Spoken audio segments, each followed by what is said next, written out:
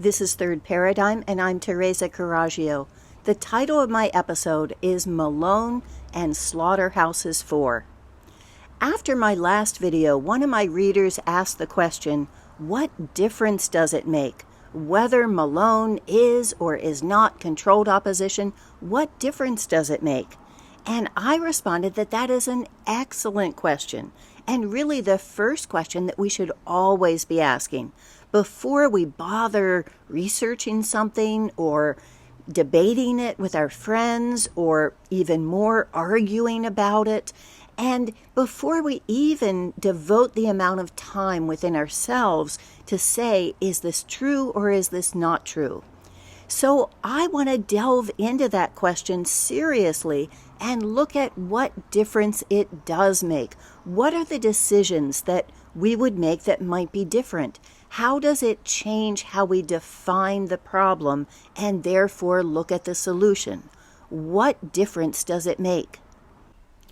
To start with some background, I think that many of us, and probably most who are listening now, have come to the conclusion that we are living through the greatest power consolidation in the history of the world.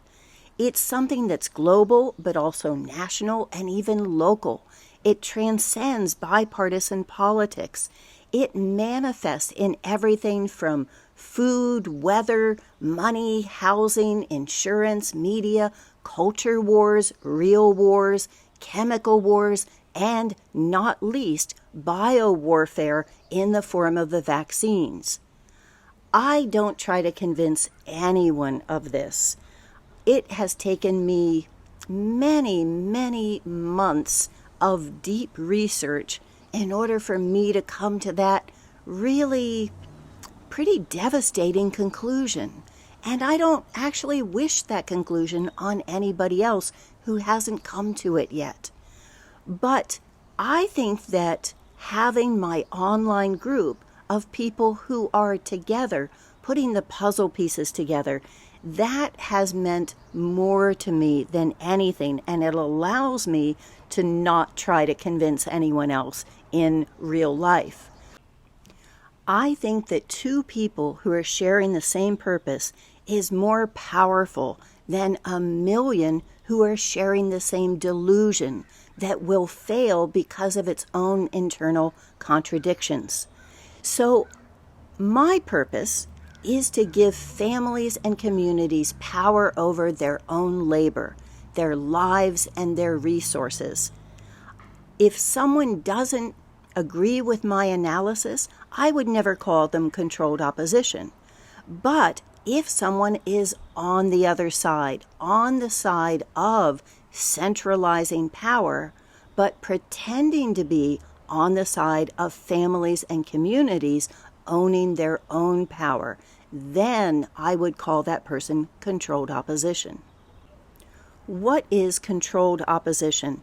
Controlled opposition is a sheepdog sent to round up the strays and herd them through a route called freedom back to the slaughterhouse. The questions to ask to figure out whether someone is that sheepdog is, who feeds them? And have they bit the hand that fed them or just licked it?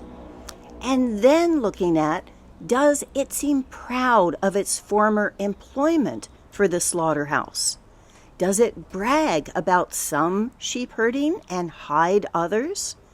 Does it condemn rival slaughterhouses but not the industry?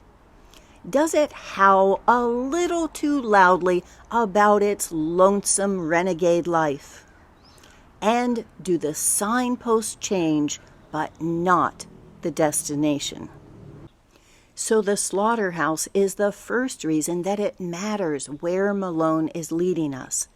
Let's look at an April post by Legata Politica, which my new reader, Annika Smith-Chazul, had notes that led me to this, and it's called Robert Malone Supported the Testing of the Anthrax Vaccine on Children. In the minutes of the 2011 Biodefense Board meeting, it shows that both Meryl Nass and Vera Shiraz objected to pediatric trials of the anthrax vaccine. Merrill showed that adult trials had high rates of serious adverse events and that the public was against it. And then Vera said, "This initiative is not about protecting children, but rather about protecting the vaccine manufacturers' obscene profit margins." A 2010 report based on FEC disclosure documents shows how Emergent Biosolutions, whose only product is the anthrax vaccine, whose only customer is the U.S. government, has been price gouging U.S. taxpayers, raking in an enormous profit of 300%. Those profits have been used for large political contributions and heavy lobby duty. The proposed trial is an unconscionable exploitation of children's vulnerability as non-consenting subjects. In contrast, Dr. Malone said, "Thank you very much. I'm a physician scientist that specializes in vaccines in biodefense, and I just wanted to lend my voice to the first comment in this series. That if it's possible for the committee to advocate NIAID investments in dose pairing in this pediatric population, dose pairing studies for this vaccine. I suspect that will be warranted due to the potential AE profile and hopefully still might warrant sufficient immunogenicity." So BARDA awarded $21 million for the project to Vaxxin, where Malone was the proposal manager and principal scientific author. Why did Merrill and Vera change their mind about Malone? So let's call that the Slaughterhouse Thrax.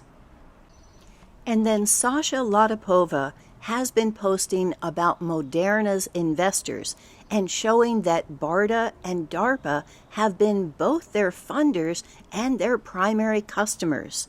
She writes in an article called Moderna History Part 2, "It seems the only way Moderna can make a successful program is by supplying bioweapon poisons to the U.S. government under defense contracts, waiver of all FDA, GMP regulations, and liability under the PrEP Act.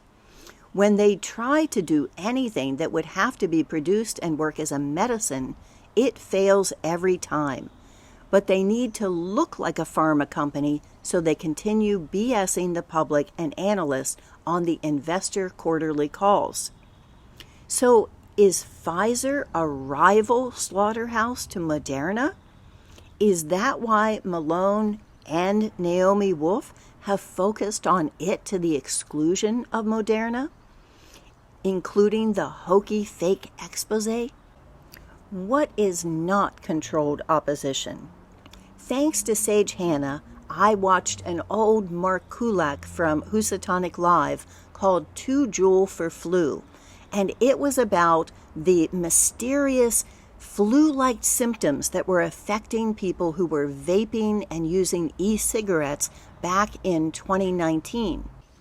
When he was researching this, Mark happened to send Andrew Huff, the EcoHealth Alliance whistleblower, a graph showing the sudden spike in deaths and hospitalizations and ER visits that were due to vaping in 2019. And Andrew shot back a message that said, "Controlled opposition, blocked." So Mark didn't know at the time, but then researched that Andrew Huff had been a senior executive at Juul, that was something that he got a boatload of money in order to go into that position, as he mentions on an interview that he did on the whistleblowing with Robert Malone. This was a tell. His overreaction, his defensiveness is something that gives a little sign that there's something going on here that he is defending against. So that was something that led Mark to do more research. Mark's theory at that time was that there might have been a viral agent that was in the vapes and that would spread then to people who were in the households of vapors, and that was something that may have triggered what we later interpreted as this virus. I had explored this question in my episode on What a Smoke, which is the name of a company that Malone got a contract for a mere $350, which is chump change for this wizard of biodefense billions. So why was he looking at prototypes for e-cigarettes and vaping? My theory has been that it wasn't so much looking at spreading the virus or whatever it was, so much as it was making sure that the cure was discredited. And I look at the relationship between nicotine and cobra venom. When I mentioned this on one of the comment threads, Martha put in an NIH article on the efficacy of nicotine in preventing COVID-19 infection from October 2020, and it states, daily active smokers are infrequent among outpatients or hospitalized patients with COVID-19. Several arguments suggest that nicotine is responsible for this protective effect. Nicotine may inhibit the penetration and spread of the virus and have a prophylactic effect in COVID-19 infection. On the one hand, the vaccination campaign for the entire population requires many months, which leaves many unprotected subjects waiting. In addition, there is currently no evidence of a protective role of vaccines against asymptomatic forms of COVID-19, and therefore transmission. Finally, the nicotine patches may protect people in high-risk areas or periods until they are vaccinated, and in the post-vaccination weeks necessary for the effectiveness of the vaccine, which reinforces the importance of evaluating this alternative prevention strategy in the context of the arrival of vaccines. And then Guido, who is an avid vapor and who was following that whole virus or whatever it was, the mysterious flu-like symptoms that happened in 2019, and who stocked up because he knew that there was something bad coming down at that point. He had a whole list of different articles. And so some of those include the BMJ in January 2020, talking about the evidence that nicotine could have beneficial effects against severe COVID-19. Jerusalem Post, June 2020, Israeli study points to nicotine as a powerful therapeutic for COVID-19. Medical News, July 2020, involvement of nicotine receptors in COVID-19. Nicotine interferes with spike protein. Curious Journal, October 2020, does nicotine prevent cytokine storms in COVID-19? American Council on Health and Science, June 2020, does smoking prevent COVID-19? We don't know, but some journalists don't want to find out. Journal of Biophysics, February 21, a potential interaction between the SARS spike protein and nicotinic receptors. And CLP, smokers are less likely to get COVID. French researchers explore whether nicotine might prevent transmission. Medical Hypothesis, January 2022, nicotine interferes with spike protein. And I hope that Mark invites me on his show so that we can swap theories and he can teach me about Malone's involvement in the remdesivir slaughterhouse. I don't have a lot to add in terms of the science, but I do know a lot about the lawsuit against the Bregans. And that would be my last reason to point out why it matters that when the sheepdog is suing two people who have been the most articulate, presenting the most comprehensive research against the slaughterhouses, and who have fought all their lives against the psychiatric slaughterhouses, the SSRI slaughterhouses, in which I know people who were trapped there and lost years and years of their lives to that homicidal, suicidal, depression, and all the things that go along with that fraud. And then also looking at the electroshock slaughterhouse and all of the different testing and that what's been done to people in New York and to people in other countries. This is something that we need to be paying attention to, because the Bregans are our best hope for being able to have a world in which none of these slaughterhouses exist.